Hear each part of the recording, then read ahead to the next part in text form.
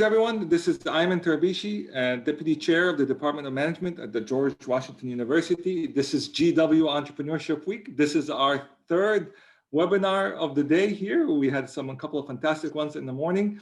And so now we continue with our webinar here. I am just delighted and honored to have both Lenore and Hilary here.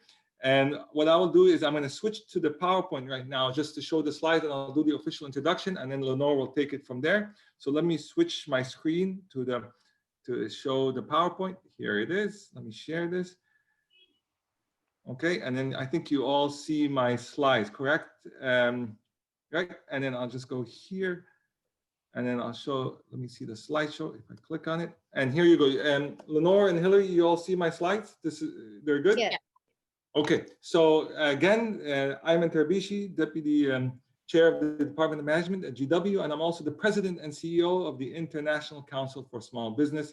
So this is in conjunction or in partnership with ICSB. This is personal for me here. Everybody knows that I'm a big fan of our Arts and Entrepreneurship series here, and Lenore Miller has been hosting many sessions for us. She is a master teacher of ICSB in this area here. And so let me just quickly give you the title of the session, and then I'll introduce her formally. And the title of the session is The Current Status of Museums and Digital Platforms, Passion and Persistence. And as you all know, that our theme for this week is resiliency for GW Entrepreneurship Week. So the title is absolutely phenomenal. I want to thank Lenore and Hilary for this. Let me introduce Lenore Miller, and I loved her title. This is the coolest title in the whole entire galaxy. Right, Lenore Miller is Curator Emerita, the George Washington University Museum and ICSB Master Teacher. She is as Director of University Art Galleries and Chief Curator. Ms. Miller led the Luther W. Brady Art Gallery team while also overseeing GW's art collection. Throughout her time at GW, she also taught courses on exhibition design, art history, survey, and design of the fine arts. Lenore, it is a pleasure and honor to have you again. You are a master teacher here. So I will unmute myself now, and I'll let you handle the session. Thank you for joining us. Okay, thank you. Thank you, Ayman. You're too kind. And I really am so grateful for getting to know Hilary-Morgan, because I had not really gotten to know her well through GW, but more through our mutual arts organization called Art Table in Washington. So Hilary-Morgan is the digital engagement manager for the Smithsonian's Hirshhorn Museum and Sculpture Garden. She has 15 years experience in museums and galleries. And Ms. Watt has led digital strategy workshops across the Smithsonian and lectured for the State Department, George Mason University, and Georgetown University. She's a transplant from the Pacific Northwest, and she completed her BFA at Southern Oregon University and her master's in museum studies from my alma mater and hers, GW. She is an active member of Art Table, as I mentioned, and an adjunct professor at GW, teaching museums and social media in the Graduate Museum Studies program. So thank you for being part of this today and helping to organize the program, Hilary. So I see there's a great picture of you, and in the background I see Pat Steer's paintings. Is that correct? I did see that show. It was very interesting to move around this space in the Hirshhorn. Okay. So the current status of museums and digital platforms. The reason I chose passion is because I think you demonstrate an amazing amount of passion for this platform and the research going on. And persistence is that we're all have to be extremely persistent right now to keep this project and to keep museums in front of the public when there's so many sad things and disturbing things that people are preoccupied with. The conversation will be illustrated with different projects from the Hirshhorn Museum and Sculpture Garden, creative interactions and images from a day in the life with social media and video productions. Together, we'll explore how a single mindset impacts a contemporary art museum's vision and how the strategic thinking will create an achievement for an environment for growth. So I'd like to start with asking Hilary-Morgan about what are museums doing and where are they going with these digital platforms, the current status, and maybe at the end we can talk about some future goals. So perhaps we need some slides to start with here. Sure. Thanks, So, Lenore. yeah. As we were prepping for this conversation, I thought it was important to sort of give a lay of the land of how museums use social media, and then sort of how everything shifted with, quarantine and COVID and closures. People might have certain ideas that, museums and even, larger brands like the Smithsonian or, the Guggenheim or MoMA, that there's just like an army of people that are there to create content, and there really isn't. Museums are often a little bit slower to that technology pickup, and I've been sort of at the forefront of that. Basically, I've been at the Hirshhorn for 5 years, and before that I was at the Natural History Museum with the Smithsonian for about 2 years. And in both places, I've been the first and only full-time social media person, on staff. So it's really a newer field in the culture sector. So the images that we have here, this is sort of like the day in the life of, what might happen at the Hirshhorn. So basically, we have one image that's like a behind the scenes studio feature of the artist Pat Steer. We have a site-specific installation up at the museum. Unfortunately, our doors are closed right now, but she envisioned our round brutalist building as an opportunity for a color wheel and her own interpretation of creating a color wheel. So we have photos on our website and social media, but basically this is her making some of her very large paintings that fill the entire wheel, like with a rainbow of color, of contrasting colors of paint. So in the last 2 years for the Hirshhorn specifically, we've really amped up like our video production and opportunities of documenting artists. And so for a project like this, where an artist is making something specific for us, we went to New York to travel with her studio. That's with one of my favorite collaborators, District Dodger. He's a local videographer and creative. So that was on the more special side of what we get to do. The honest day-to-day is the other photo of me just on my phone, talking to our audiences online all day. So that's, if I think about it, I probably have like 12 different inboxes, because there's all the places that people can message you on social, right? There's like all the Hilary, I love this picture. You have no idea how I love this picture. This is just, tell us a little bit about the picture more. Of course, thank you. So this is inside of an installation by the artist Yayoi Kusama. And she's sort of a fan favorite because she's loved the world over, but also her real explosion on the scene, so that she's much more of like a household name. You might not know her name, but there's like the polka dot artist, or the infinity mirror room artist, because she creates these installations that you step into that are just otherworldly. And it's really interesting because her explosion was really from social media. That in the early 2000s, it was like Adele and Katy Perry saw her artwork in an LA museum and shared it on Instagram, and that sort of took off. Like, she had been popular for years. She'd been on the New York scene since 1965, but she continues just to mesmerize audiences with the spread of her images on social media. So this room was from our 2017 exhibition that then traveled North America, and this was her obliteration room. And basically it started as a white room, and then every visitor was given a sheet with like 6 stickers that you could then obliterate the space. So this is partway through the exhibit that you can see like how covered that table is.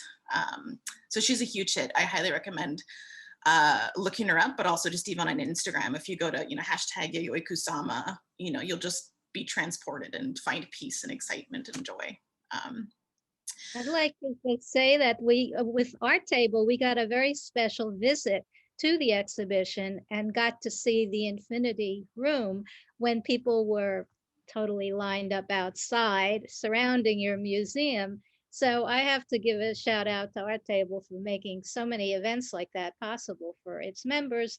And it's open to professional women artists, not artists, I'm sorry, professional women in the museum field, in conservation and other fields, but not artists are differently involved in organizations. But anyway, that was a great time at the Hirshhorn. So, and I have to say that the first image that you sent, I was not quite aware that that was Pat Steer's work being installed. I didn't know that, but that's a fascinating image of what goes on behind the scenes in museums, which is often what only a very few people see. So, and that was quite new for us. So that was us filming in her studio, which doesn't sound like, rocket science, but if you think of artists and how busy they are and all the different projects they have all over the world and all the different access, sort of being requested from galleries and museums and private collectors, it was a really special experience for us to sort of film an interview with her and see a bit about her process and document that, not only for our archive, but then with that one piece of content, we get to share it everywhere, right? It's going to go on our website. It's going to go out in member news. It's going to go out on social. It's going to be paired with her voice. It's going to be paired with the curator's voice. It's going to be paired with artists or visitors responding to seeing the artist's work. And it's just that impact of where one piece of content can, be repurposed many, many times over.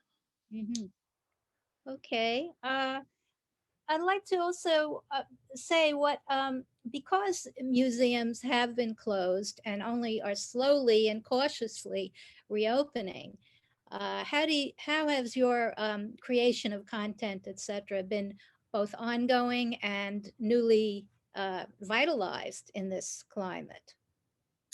Great question. I think museums had sort of a collective freak out with closing doors and what that meant for, certainly finances and admission. But from the social media side and the audience side, I mean, what I do ideally is reaching people online all the time anyway. And a lot of them are people who would aspire to visit the Hirshhorn but might not get to.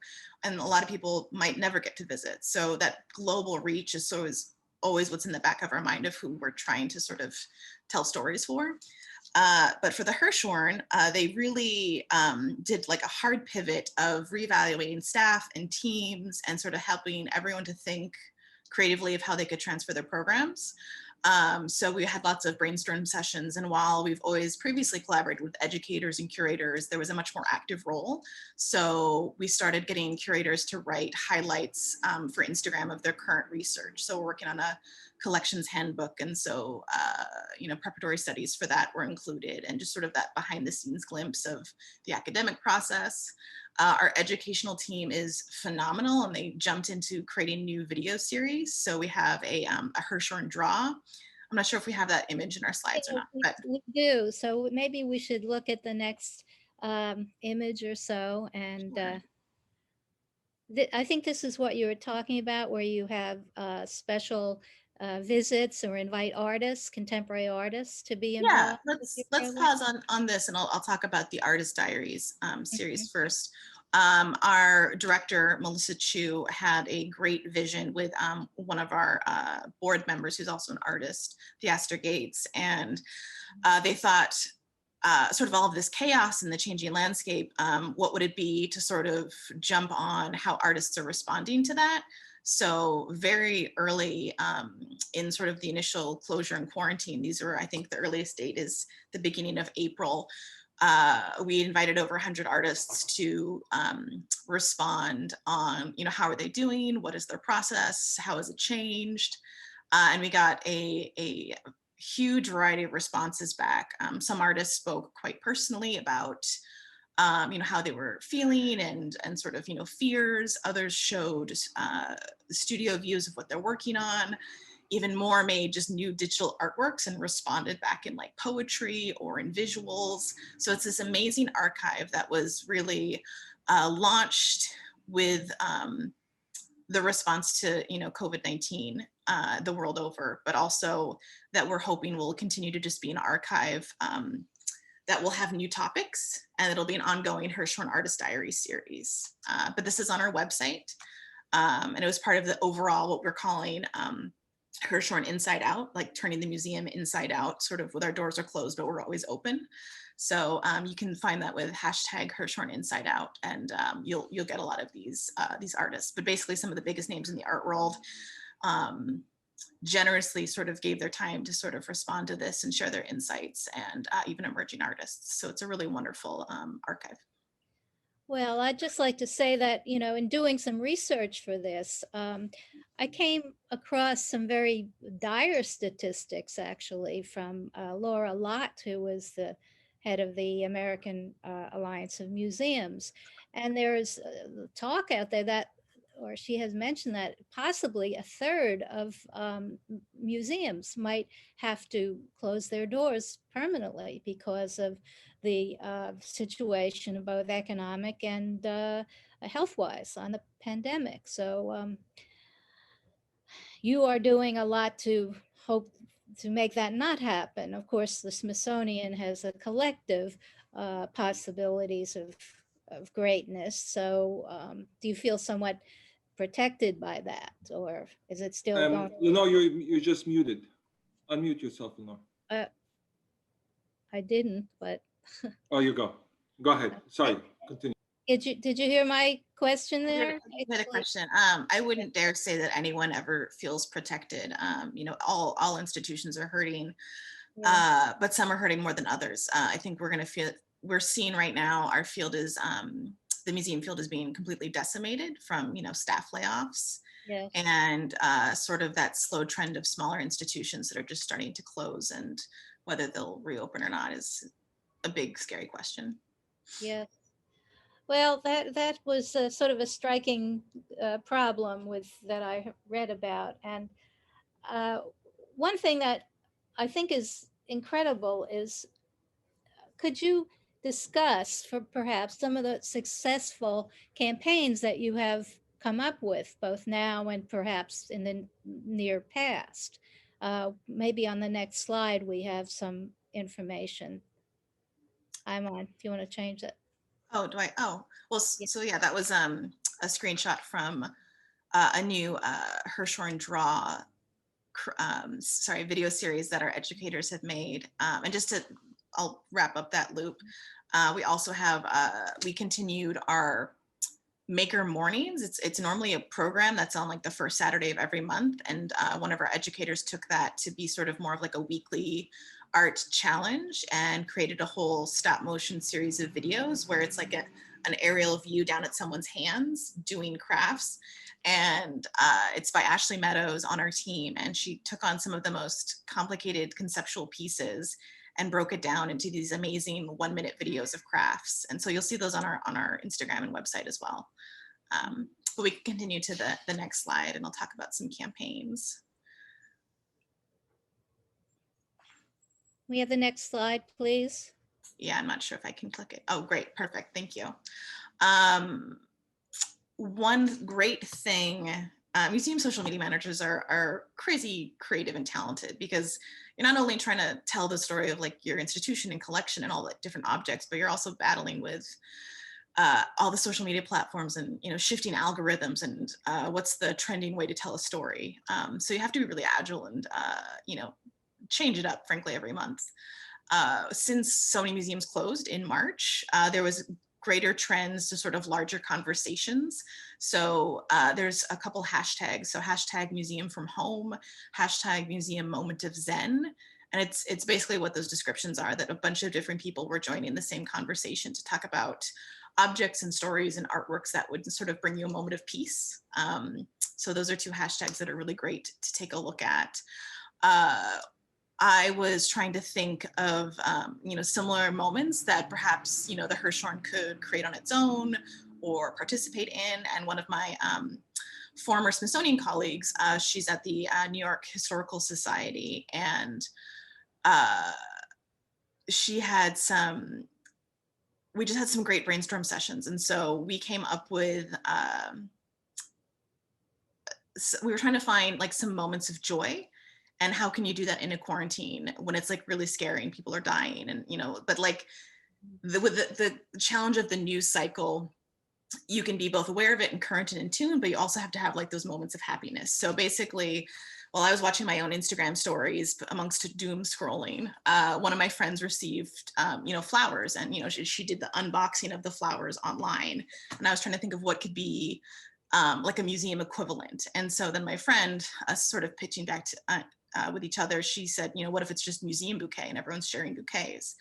And so we reached out to some museum people and got them to, sign up that we're going to pick this date and we're all going to, send bouquets, whether that's any way your museum wants to interpret this. So that could be a flower specimen from a natural history museum. It could be a textile pattern from a design museum. Basically, everyone could have their own touch point. It could be a living collection from a botanical garden. And we just did this. We just started sending cheer and moments of joy and a museum bouquet, and encouraged our audiences to sort of, jump in, search collections, share your own bouquet. And it really, really took off, much larger than we had previously imagined that it could. It became a Twitter moment, which then sort of increased the engagement. And then, a few more news cycles, it was picked up with different press, CBS, which we were very proud of. And it could just continue to grow. So basically for like, solid 2 weeks, people were sending museum bouquets. And frankly, people are still sending museum bouquets and using the hashtag, which is pretty wonderful. But that was just like a nice moment. And some of our most popular, in general, for sort of museum content on the internet, some of the most popular campaigns are when museums talk to each other. And that's because, again, it's like humanizing your brand, and people just sort of find delight in that. And it's sometimes humorous, but also just sort of like nerdy and engaging around like niche topics. So we knew that the participation amongst different museums would really sort of like help that sing. And then we did another campaign earlier this year. I think that was in May, around a similar moment of like, what is something that's, Lenore, we talked about this, like the light lift that everyone is so overwhelmed and trying to, promote programs and, compete online with trying to get their content out there. So in terms of a social media manager's workday, like the next thing we came up with was Museum Sunshine, again, to sort of like share brightness in any way you wanted to take that prompt. So it was anything from like landscape paintings of sunrises and sunsets to just, brightly colored objects in your collection. It could have been like a yellow chair from a design museum, or, like yellow fish, tropical fish from an aquarium that would send that out. And that was another really popular campaign. We ended up having thousands of participants and global participation. And those are sort of two big successful campaign moments. There was the one that the Brady Art Gallery and other museums participated quite effectively in for a couple of years now, was from the National Museum of Women in the Arts, was name 5 women artists, right? And we've done it again. And it, when you start looking at a collection with a purpose in mind, and it should be developed from your purpose and your mission, but it was easy to find 5 women artists of prominence and to get their names out there with images. So we did participate in that particular one. Of course, the Brady Gallery did have Facebook and tweets and etc. I personally was not involved in doing it, as you are much involved in the digital process, but I certainly tried to help and think up some ideas that would draw from the collection. So that kind of brings us to the idea of the point of view of business, and especially what Iman has been featuring so much is how does the humane entrepreneurship fit in with the museum's specialties, and what can they offer? That is, you just talked about a sensitivity amongst museum workers and goers to the museum, and how can they help each other. So I think you are very much on this forefront of humane entrepreneurship in the museum. Yeah, I think it just really aligns with the mission of museums to sort of educate and share new ideas and foster new ideas. Even from historic collections, it's all about new interpretation and telling stories and, frankly, adding narratives that, weren't there in the field, 50 years ago, 100 years ago. And so in terms of, from an ethical standpoint, I think that aligns quite well. But even from a business standpoint, successful, companies and brands, particularly online, you're transparent and you're human. You're aware of who your audience is. You're going to respond to who your audience is. If it's just like an academic robot that's just sharing stats of, on this day in history, over time, that's not going to last. Sort of finding the moments of, cultural relevance, being aware of the news cycle, moments of joy, sort of all that balance. I think museums are really trying to follow that flow, I guess. There's a definite need, though, for sensitivity also to know your audience, and I think we talked about that a little bit too. How when you do these campaigns, you have to balance it with this lightness of touch with something substantial, but not apparently maybe not too inflammatory right now. Yeah, and ultimately, so with those campaigns, it was intended as something that was really broad, that most museums and botanical gardens and zoos could have like a touch point to the conversation. You wouldn't go beyond what is in your collection, what's in your realm. I see. So another question is, I did reach out to another very interesting person who I believe is called a Museo Entrepreneur right now. It's Brendan Cieco of a company called Cuseum, Cuseum. And they have been sponsoring very wonderful um, webinars since March that when I was working from home, I tended to watch these a lot because I felt, well, it was part of my job, and it also I could learn something new and different about how museums were responding. And some of it had to do with the question of how do you keep your members and your audience engaged with the museum when people can no longer physically be there.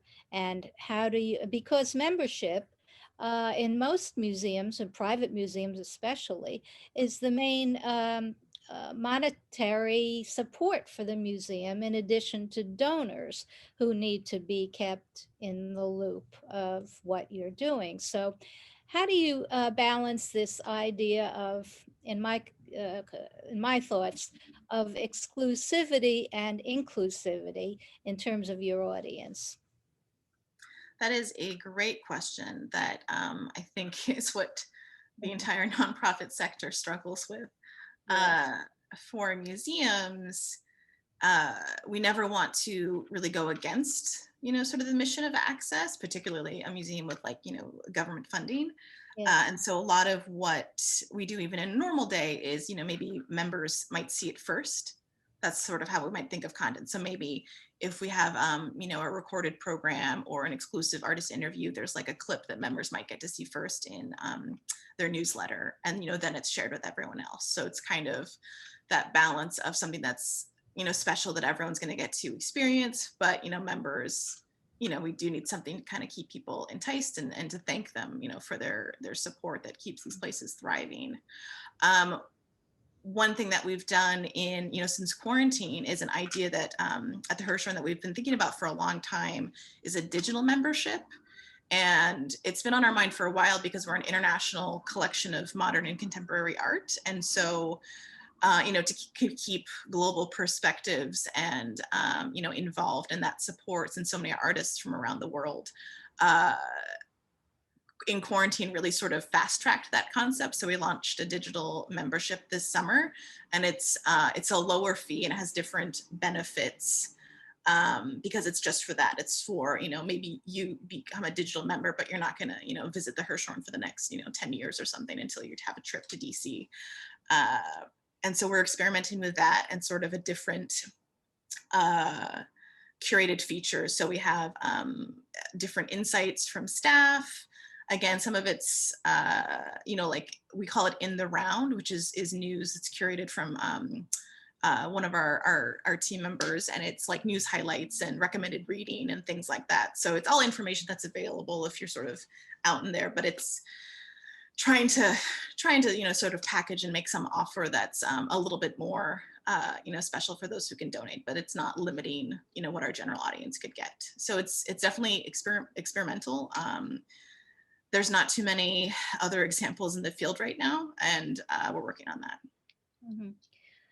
Yeah, one another idea perhaps is I have heard from a couple of artists who, and I'm just the alternative is that they felt that when museums are now reopening, but in a very limited way to uh, basically you have to sign up, get a kind of a ticket to go see an exhibition, which is not something that ever happened before because it happened a lot with blockbuster exhibitions.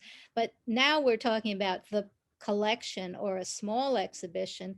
You just have to limit the number of physical visitors and to keep the place safe. And some have sort of been turned off by that idea of accessibility, but I think that we're engaged in a time when there's no other way to approach it right now. So have you had any feedback from people who, well, of course, so your museum is not open yet, but the exterior, that you had an outdoor exhibition in the sculpture garden that people, when I walked down there to see the exhibition, and albeit it was the last day, it was kind of quiet, which I didn't mind. I enjoyed that. But there were people wandering around the other part of the sculpture garden and using it in a way that was kind of more family oriented, if anything else. Not so that's part of the experience in a museum right Well, now. on a detailed note, it's great to hear that you saw families in our sculpture garden. That's Yes.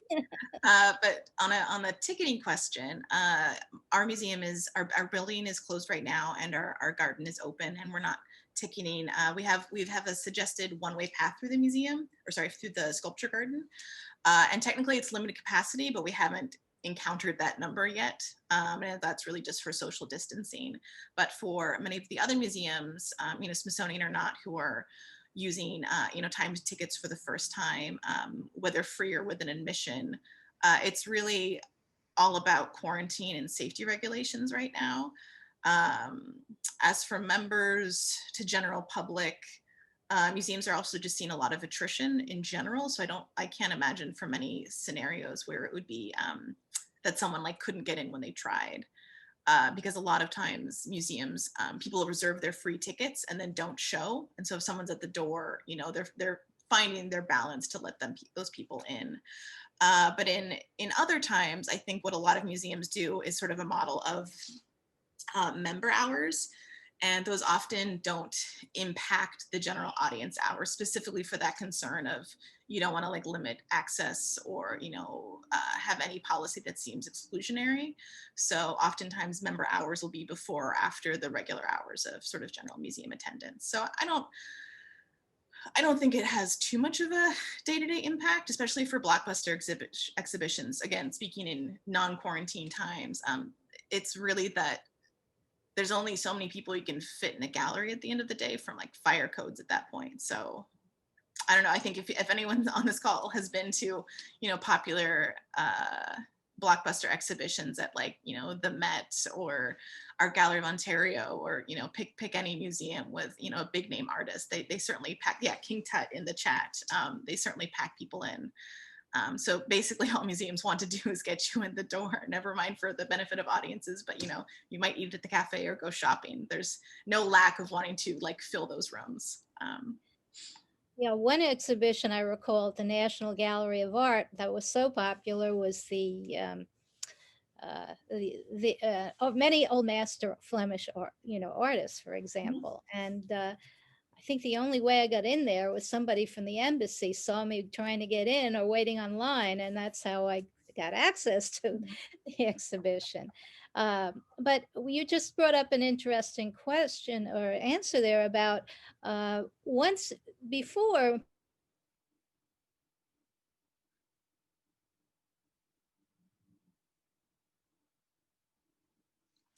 I think the camera froze on my end.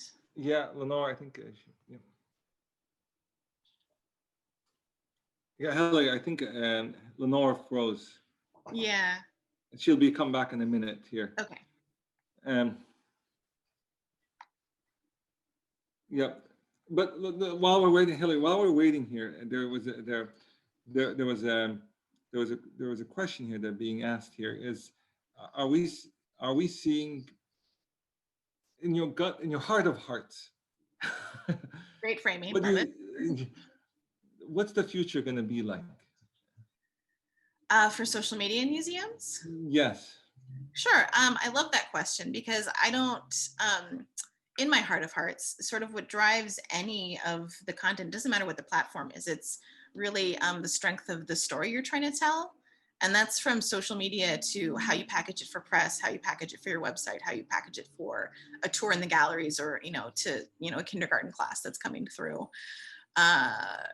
So obviously the giants are, Facebook, Twitter, and Instagram. They're not going anywhere anytime soon. Museums, as I say, are, slower to picking up on any of these platforms and having staff and having budgets to develop effective content. So most museums have barely touched the surface of YouTube, which is such a strong platform.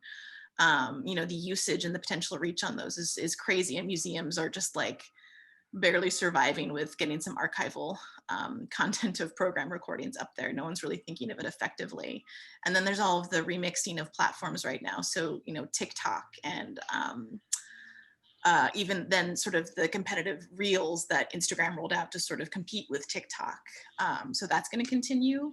Hopefully more things with games and gaming and interactives. What is the cultural equivalent of Animal Crossing or jumping on that bandwagon or making their own? I think just integration in general to where people already are and whatever's new is always going to be kind of a challenge. But for a natural history museum, so where I was previously, dinosaurs are always going to be cool. It doesn't matter how old you are. They're always so interesting, and there's always new research being evolved. So it's like, how do you package that and tell a compelling story? It's a lot about your voice, how you make it accessible, and that can be shaped to any platform that's new on the scene. One of the really popular examples of TikTok, obviously everyone's doing the dances and there's celebrities, but the Carnegie Museum of Natural History has a curator of snails who did a bunch of puns, and that's how they went, like viral. I think there's always an opportunity. Then there was, I lost you there for a while, so Sorry, I don't, Lenore. it's sort of, can you hear me? Yes. My Yeah, you're back. Yep, you're good. Wi-Fi went out or something. But do we have another slide here, or is it that may be the last one? Oh yeah, okay. Well, we can go back to the, yes, that's beautiful. What I'd like to go on with then is how do you evaluate the success or failure of any of these campaigns? Do you get feedback potentially from your audience, and you record it online and things? So I know we did talk about a little bit what you like, both positive and even negative responses, to know how visitors are using your platforms. Yes, audiences online, as most people can attest on this call, are very vocal about everything they like and everything they don't like. So there's certainly always lots of anecdotal evidence of, sort of just like comments that you can screenshot and save for your archive. But what I love about social is all of the data you can have, even just from the native platforms themselves, let alone if you're paying for additional software that gives you sort of deeper insights. Like Sprout Social or Keyhole or things like that, where you just get like a little bit more. So everything could be very, strategic and goal oriented. And if there's an audience that you want to reach in a part of the world or an age group, everything could be set up to sort of measure it at the end of a campaign. from the day-to-day social, it's really great. You can see sort of if you're trying new marketing techniques, you know, what's working, what's not. You know, are the graphics working? Are people watching your videos? You know, views versus, you know, length of views. Is someone just clicking in and clicking out? Or are they sticking through the whole thing? A lot of information you can gain from that. But then it's also always balanced with whatever, you know, the museum's mission is. So like with the Hirshhorn, you know, everybody loves Yayoi Kusama, but they might not know that they love Charlene von Heil yet because they don't know that artist. And it's just little tweaks like that. Or they might definitely love the video exhibition, but maybe weren't so interested in German Expressionism. So how your data goes, you know, it's also about personal taste with art, certainly, which is pretty interesting over the last 5 years that I've been here.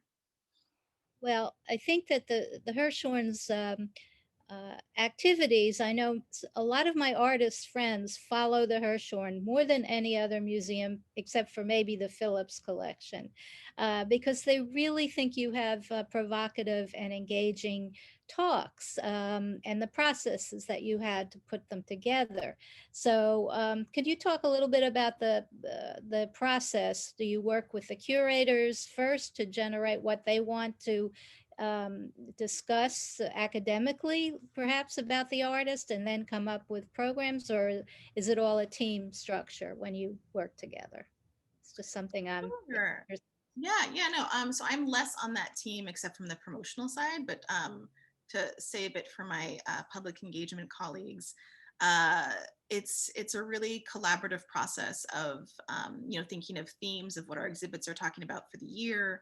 So you know, for example, we have a manifesto exhibition that is, you know, up, but the doors are closed.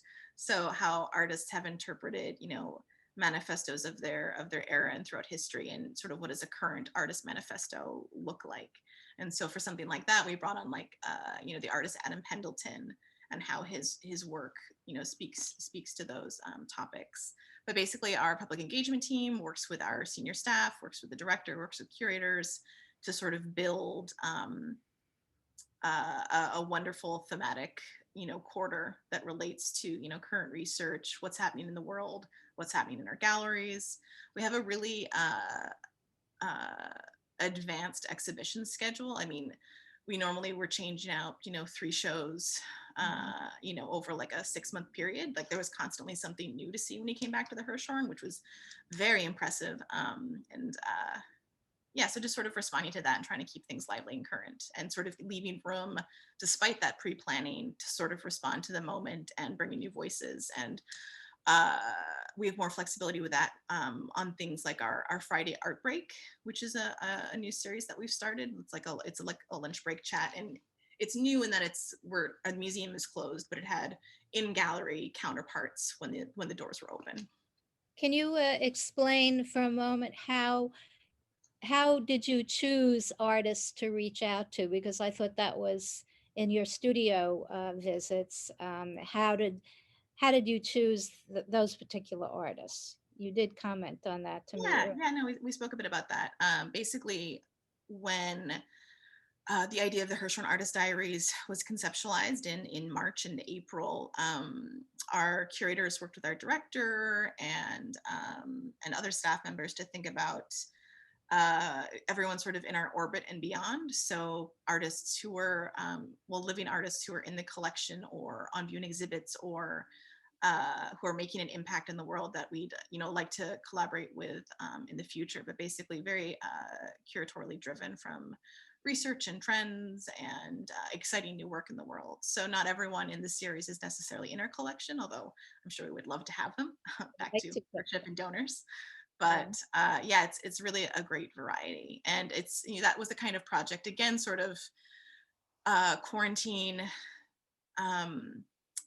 has been a period of everyone sort of thinking outside the box and outside of their silos. So there was a lot of recommendations of whether for the Artist Diary series or for program features, of just many voices in the museum kind of contributing to, oh, like, this is so great, but have you heard of this person? Or you've seen this painter, but you know the sculptor, you know, things like that. Well, there's so many more artists in the world now than when I started in my career. And I'm finding that unless I look at certain ArtNet or daily digests, Mhm. just to keep up with what might be happening, other than because I don't think the art journals are as impactful perhaps as they used to be. Now I think social media has taken that over a great deal. So if you want to know what's happening, you have to be have a digital presence, or to read about it, even to see websites. So um, I will co-sign that. I think yeah, how do you, and I'd like to put on your other hat here for a moment, since we're talking a lot to students today. How do you see the impact of your teaching in the university setting and in museum studies? Is there going to be a shift more towards your abilities and your practices, do you think, in museum studies? I think so. So I was in the GW Museum Studies program as a student in 2011 and 2012. And I'm pretty sure that there was just the one course that I took that covered a little bit of everything. So there was one course available that was, museum technology, social media platforms, websites. It was all sort of in just one course. And now there's a few more. There's courses that, so for what I get to teach as an adjunct, just like social media or museum technology specifically, museum evaluation, they've really expanded the offerings. And I have to say, it's actually Suze Anderson is the on-staff teacher who leads museum technology, museum social media, and she's generously brought me into the fold to sort of get to teach every now and again. So I really appreciate that opportunity. And I would hope that the strength that I get to bring is sort of those real world examples. Obviously, I work at the Smithsonian and I can speak to that, but I've worked in historic houses. I've worked in, with natural history collections, air and space collections. Part of my curriculum, I bring in guest speakers from other museums of different sizes to really sort of give that whole spectrum of, what it looks like from content development to budgets to implementation. So I think that's one of the strengths of altogether of many of GW's Mhm. programs, albeit right now remotely teaching, is to have experts in Washington in the field, readily willing, accessible to bring their expertise into the classroom. Mhm. And I think that's what you're talking about is it's a great opportunity. So I think everybody should be taking a museum studies class at least um, to say what museums really are offering to the public, to the world, to have an appreciation for that, so that they don't wind up becoming a relic of the past. And traditionally, museums are uh, they're tied to their collections. The collections form the basis of why they exist at all. Collecting interpretation, exhibitions, but preservation of these collections. If everything goes digital or virtual in the future, what happens to the material object? Just Oh, well, it's that's frightening. juicy. It's a frightening prospect, but one that I'm, more and more thinking about. Maybe Yeah, I you mean, I can. guess I wouldn't go to that extreme because that's more of a post-apocalyptic, like we're not going outside and Okay, let's not wearing go there, seatbelts. maybe. But you do sort of bring a concern out that has often it's actually really what underlies most of the slower pace to adapting social media and technology. It's sort of just that this fear that is unsupported with data that if audiences can see things online that they won't want to see it in person, and like that's not the case. I'm going to listen to Lizzo and I'm also going to buy concert tickets because I love her music and she's amazing. um, and what museums it's so yeah, it's just an old fashioned sort of myth that if I see exhibit photos or if I see an artist interview that I'll be like, oh well, I've seen it, I'm good. Like that's not the case, and we see it time and time again, even with the artists who are those blockbuster exhibitions. And sort of, there was a lot of sassy articles that came about with our last Yayoi Kusama exhibition of, well, you've seen on Instagram, so you don't need to go, which is just like talk about elitist and dismissive. That's so not the case. If the whole point of like making more people making content more accessible, it's always a good thing, and people always still want to see it. So I'm not worried about the objects or the exhibits. Mhm. Yeah. It's an interesting point of view that you want. It's true, but to me, the personal interaction with a work of art is because I want to look at it, this close looking of a Mhm. work of art, which is great. And for me, it's almost a prayerful thing to be in a museum. And I think many people I know miss that experience. It is Zen-like, it is enjoyable, and they want this to reemerge as part of their lives. It's very important. And so I think, yeah, we're achieving some. I was just amazed with how quickly uh, the museum world did adapt to doing things virtually. And I never did a Zoom before, perhaps it was March. I mean, my whole life. So I am not the best example of a social media savvy person, But that's but not true. But that's not true. Look what you're doing now. Come on now. okay. You're hosting an online Zoom session with Hillary. This is just amazing. All right, I will take a little more credit then for my increased expertise in technology. But I have to say that I you have a know, que- I have a question that came from Richard. okay, I'm going to interrupt you. So, what about the role of private clubs, Hillary, in promoting general knowledge about art, such as the Arts Club of Washington or our great National Arts of Educational Institution, the National Arts Club on Gramercy Park in Manhattan? huh? I might let Lenore take that because I'm not cool enough or prestigious enough to be in those art clubs. Yeah, Um, interesting. I could assume that movers and shakers are certainly in those clubs, but Well, I will tell you from my experience. I've been a member of the Cosmos Club since 2006, I believe. But in those years, and it's been a while now, I realize that they have a great art collection in the club itself, and it has been closed since the pandemic. But they have developed a wonderful series of both academic interest Zooms and different programs that kind of do the same thing that they were doing before, but virtually. And they've been very popular. And one thing I'm involved in right now is to create a Zoom for arts in their collection that are on the walls physically. And I'm going to be doing one about the Lafayette sculpture by Paul Wayland Bartlett. And this has been modeled on the prototype of the Frick Museum in New York, where they had something called Cocktails with the Curator. And I have to say, if no one has watched that, it is an incredibly both erudite and entertaining uh, gentleman who does these talks, the curator there, and great works of art. So they inspired us to move forward at the Cosmos Club and do something about the collection in-house. They also published a beautiful little catalog, but alas, it is not open to the general public. You have to be invited to visit the Cosmos Club, but they have a very long-standing quality exhibition schedule that was amazingly ambitious that the art committee puts on.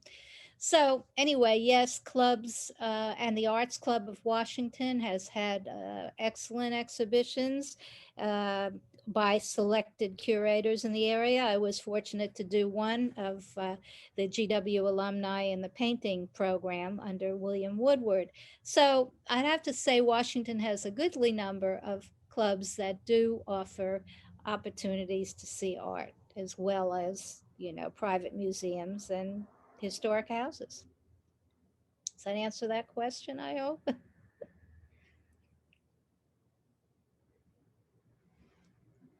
I think so. Yeah, okay.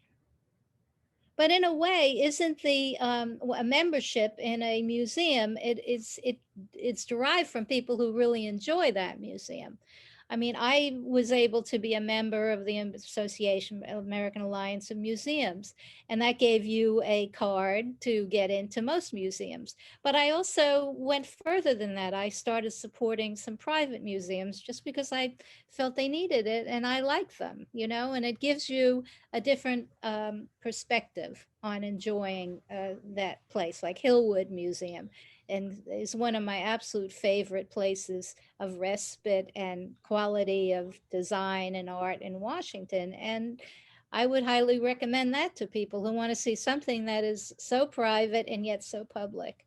But you do have to get a ticket to engage there. You don't have to be a member, but you have to reserve the place. So, no, this is fantastic. Why don't we ask you to do the closing of the session, maybe some comments from you and then from Hilary, and we'll end the session. Okay. I would just like to say I applaud the efforts of the ICSB to look at business in a more humane way and to create this sensitive environment for discussion. The arts can be a driving force and in achieving inclusivity and cultural awareness. And I believe that the arts make us human, and that's why I devoted my life to the arts, to the fine arts. Hilary? Well, that was lovely, Lenore. Again, thank you for you. having me. For everyone who's sort of tuned in, I hope there was at least, you know, a little bit of synergy with what the culture sector is working on and how we're thinking about audiences and trying to reach them with social media campaigns. As far as a takeaway, I would encourage anyone who's listening and watching this to support museums by membership, but also as part of that, like make your voice heard.